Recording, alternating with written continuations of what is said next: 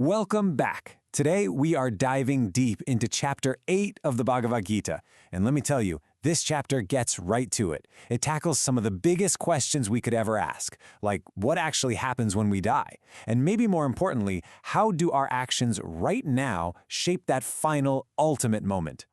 So, the whole thing kicks off with the warrior Arjuna. He's on this massive battlefield, but he turns to his guide, Krishna, and he doesn't ask about fighting. No, he asks about the very fabric of reality, the soul, and the biggest question of all, how do we stay connected to the divine at the very end? These questions, they set the stage for one of the most practical and powerful conversations in the entire Gita. All right, so here's our game plan for breaking this down.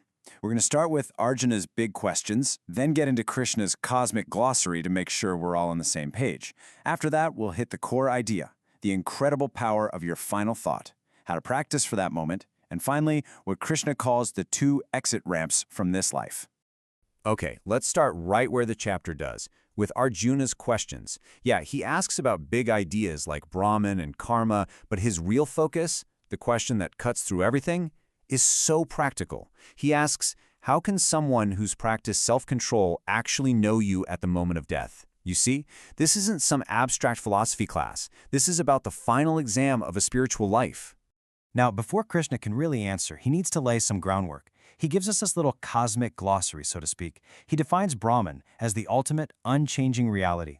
Adhyatma, that's you, your essential self, the individual soul. And karma, which is really interesting here, is defined as the creative force that brings everything into existence. But the key, the absolute mic drop moment, is when Krishna says the Adhyagnya, the Supreme Lord, is right here, inside every single one of us. So, with those terms laid out, Krishna gets to the very heart of Arjuna's question.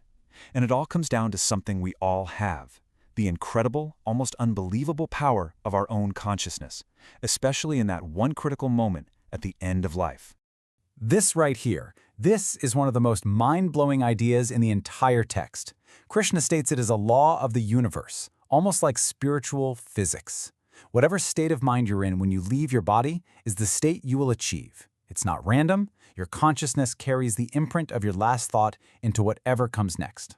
Think about that for a second. And here's the crucial part. That final thought is not a lucky guess or a last-ditch effort. No way. Krishna makes it crystal clear that it's the sum total of what you've been constantly absorbed in your whole life. It's like mental muscle memory. Your mind will automatically go to whatever you've trained it to focus on, day in and day out. This naturally leads to Krishna's most famous piece of advice, not just for Arjuna, but for all of us. He says, remember me at all times, and fight. He's not telling Arjuna to drop his sword and go meditate. He's teaching the ultimate form of multitasking. Do your duty in the world, live your life, but keep your mind and your heart focused on the Supreme. It's about integration, not escape. So the obvious next question is, how? How do you actually do that? If the goal is to remember the divine at the very end, how do we build that focus, that mental muscle right now? Well, Krishna doesn't leave us hanging. He gives us a how-to guide, a specific yogic practice. He literally gives us a playbook for the art of conscious departure. Look at these steps. First, you pull your awareness back from the outside world by controlling your senses. Then, you focus your mind inward, into the heart, and draw your life energy, your prana, upward to the crown of your head. While you're doing all this, you chant the sacred sound Om and, of course, remember the Supreme. It's the ultimate act of focused awareness. And here's the payoff for all that discipline. This is such a beautiful promise from Krishna. He says, for the person who has made this a constant practice, who has an unswerving mind, the supreme goal isn't some far-off impossible thing. He says, I am easily attainable. That lifetime of effort makes the final step, the most important step, feel effortless. Okay, so now Krishna zooms out. We go from the personal, internal practice to this huge cosmic perspective.